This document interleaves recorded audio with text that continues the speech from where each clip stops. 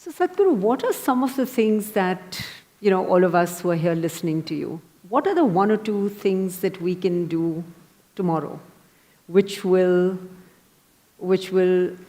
increase this level of awareness, perception, thoughtfulness? Oh, you're talking about a takeaway, huh? In a sense, but an enduring takeaway. It's not lighthearted, it's not, because we've heard a lot, and I'm sitting here and saying, okay, so what do I do differently tomorrow? Let's say to learn ABC, the 26 alphabets. At least if you learn the Indian languages, you know 54, whatever. 26 alphabets. How long did you take to learn to write them properly in their proper order and use them whichever way you want? How long did you take? Oh, I'm still at it. A long time. At least 3-4 years minimum. Yeah. To learn to make sentences and use the way you want, maybe you took 12-15 years. Much longer than that, yes. So you gave so much just to learn some wordcraft. But to know something about the fundamental nature of your existence which could just change you dimensionally, you want to know it in 2 minutes. Why are you so unfair? No, I only want to know where to start in 2 minutes. Okay. Where to start? Just do this much. Before you go to bed today, one thing is, every hour, okay, remind yourself. Right now, it's going to be 8 o'clock, 8 o'clock, remind yourself, wow, I'm still alive. No, don't laugh. So many people who go to bed today will not wake up tomorrow morning. More than 1 million people on the planet will not wake up tomorrow morning. Tomorrow morning, suppose you wake up. Yes, who knows? You always think it's not me, it's going to be somebody. Very cruel. Tomorrow morning, if you do wake up, first check, am I really awake, alive? I'm still alive, wow. Don't have to do anything, don't scream or something. At least one big smile, okay, I'm still alive. Over 1 million people didn't wake up tonight, but here I am, alive. Fantastic or no? What is the biggest thing in your life? You're alive right now. So, you're still on tomorrow morning, just one smile, wow. Then maybe there are 2, 3, 4 people who matter to you much in your life, just check, he and she and that one and this one is alive. All alive, great. If 1 million people died tonight, which they do every night, at least 10 million people lost somebody who was dear to them. But none of those who are very dear to you are gone today. Fantastic or no? Another big smile, don't tell anybody. Just smile, okay. Great. 8 o'clock in the morning, wow, 8 o'clock, still alive. Every 1 hour, just do this exercise, okay? Every 1 hour, just remind yourself, check, on. Please understand this. If you think about God, you will become hallucinatory. Only when you are conscious about your mortality will you want to truly know the nature of this life. When you know, you're on right now and tomorrow morning you may be poof, gone. Now you want to know, what the hell? What is this? I'm real right now, but tomorrow morning, gone. So many people who are so real and on, suddenly gone. Can't believe where did they go? But you thought about it for 10 minutes and then you got busy. You had to text, my father is dead. But remind yourself of your own mortality, let the question deepen. If you can do it every moment, it's great. If you cannot, at least once an hour, remind yourself that you're mortal. You're not immortal, you're mortal. If you know that you're mortal, suddenly you will see in a few days you have no time to do any nonsense which doesn't mean anything to you. You will do only what really matters to your life. You have no time to do any rubbish with anybody. You will have time only to do the best things that you want to do, what you truly care to do in your life, and nothing other than that. And that's what you should be doing because it's a very limited amount of time.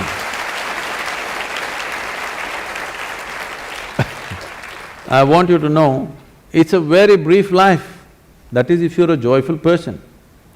If you're a miserable person, of course it's a long life. So, if you're joyful, if you live for 100 years, it's gone too quickly. If you're miserable, what a long life you will live, you know. So it's a very brief life. You should not be doing anything other than what truly matters to you, isn't it? Yes or no? Yes. But you're doing so much nonsense which doesn't mean anything to you simply because you think you're immortal. Otherwise, people are saying, no, I will live up to 80, maybe 100, so I will do this at 70, I will smile at my neighbor when I was 75, you know, when all my work is done. When all the property issues are settled, after that I'll smile at him. There is no such guarantee. Has anybody here come with a guarantee card for 2 days? No, you could be dead tomorrow morning. I'm not wishing that, I bless you with a long life, but it's possible, right? Every day it's happening to a million people means, can't it be you and me tomorrow morning, I'm asking? Yes or no?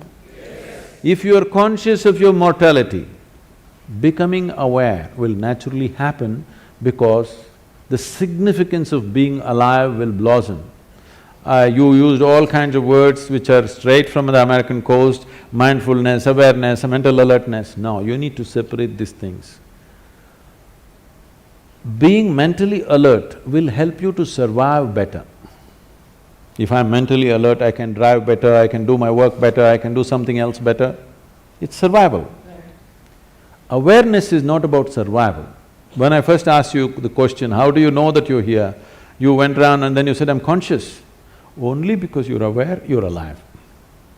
Your awareness is aliveness, your aliveness is awareness. The question is only about how alive. Lot of people think if they're 50% alive, it's pretty good. Yes, you can survive 50%.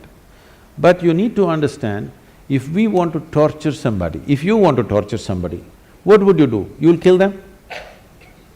Suppose you got employment in hell, let's say. You are given the job of torturing people. What will you do? Kill them? Hello? No. No. Keep them half alive.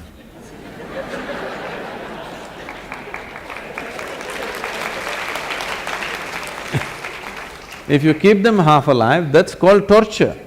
So right now this is called self-torture. Maybe you're preparing for employment elsewhere. Because right from the age of 2 or 3, people, your parents are asking you, what will you become, what will you become, what…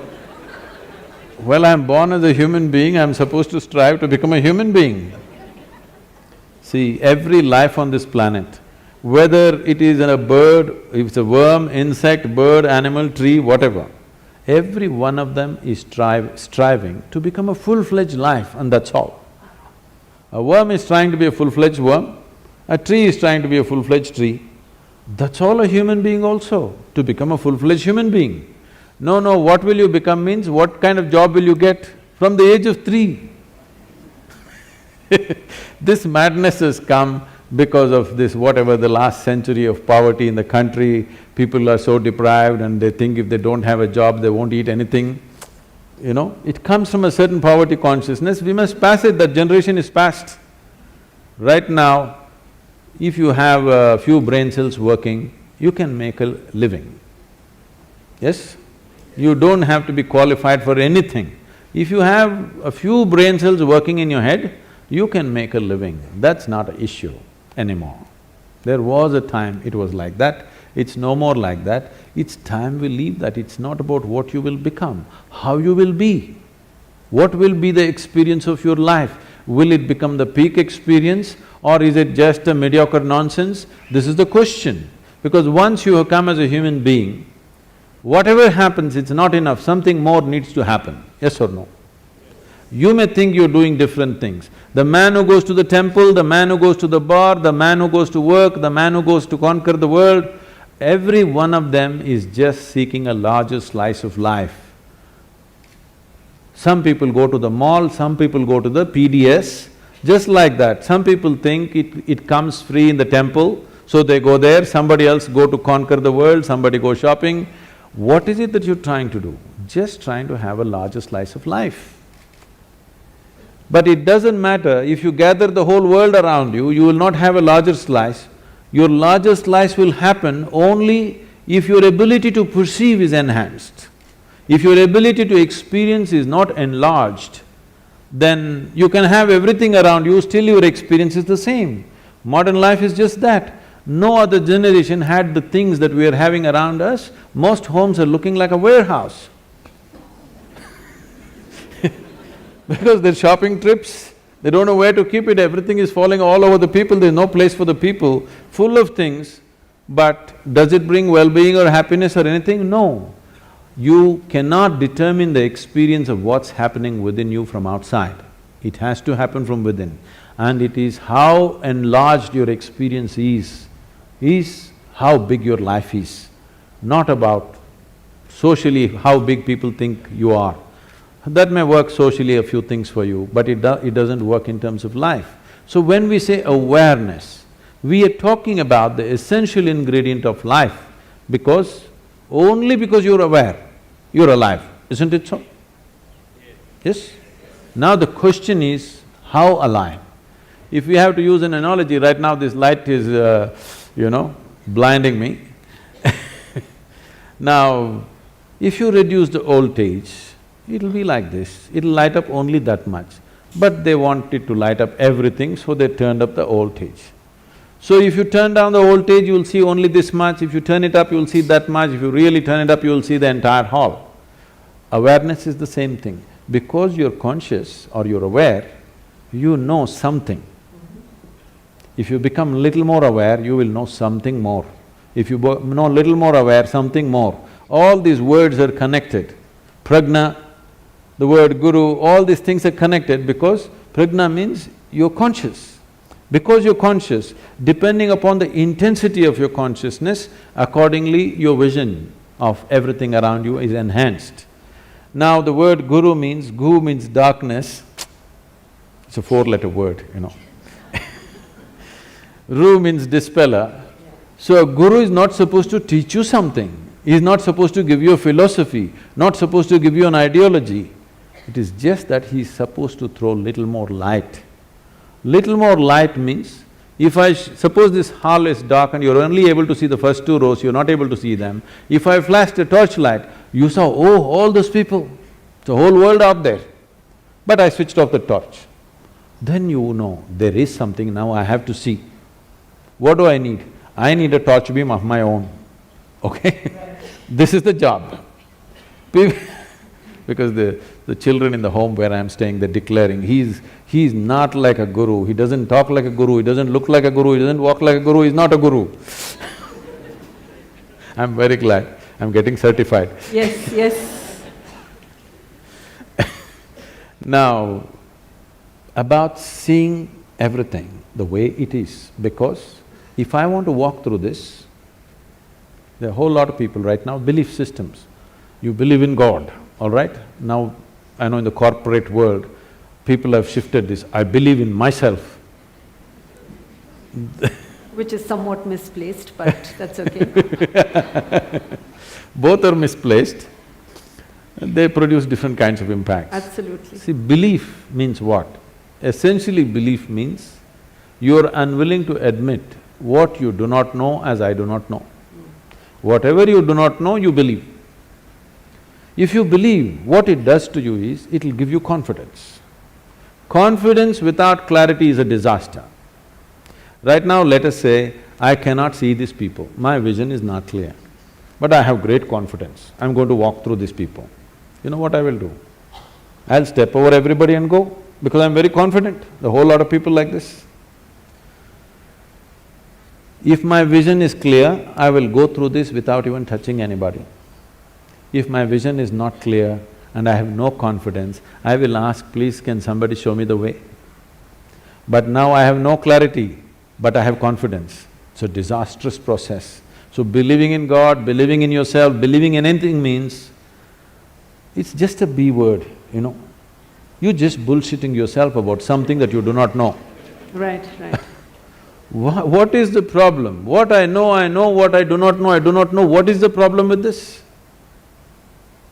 If this much sincerity enters your life, come to this much. What I know, I know. What I do not know, I do not know. I don't believe anything, I don't disbelieve anything. I'm willing to look at everything. You will become a sensible human being, and every 1 hour you remind yourself you're mortal and celebrate with a smile that you're still alive. You will see wonders will happen to you. Thank you. Great.